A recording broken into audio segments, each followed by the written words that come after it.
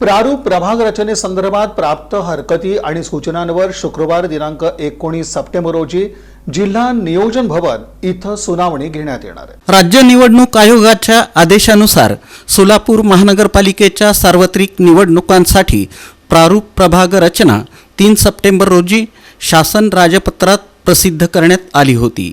या प्रारूप प्रभाग रचनेचा एकत्रित नकाशा आणि स्वतंत्र नकाशा नागरिकांसाठी महापालिका मुख्यालयातील काउन्सिल हॉल इथं पाहण्यासाठी उपलब्ध करून देण्यात आला होता।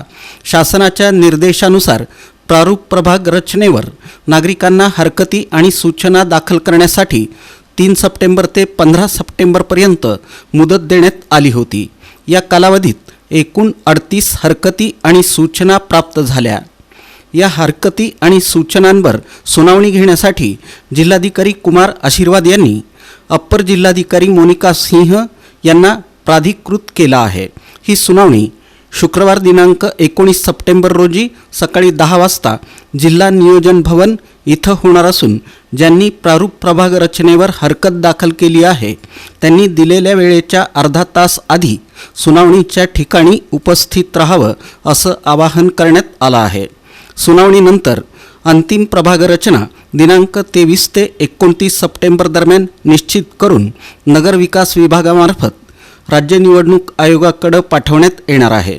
त्यानंतर 9 ते 13 ऑक्टोबर या कालावधीत अंतिम अधिसूचना शासन राजपत्रात प्रसिद्ध करण्यात येणार आहे।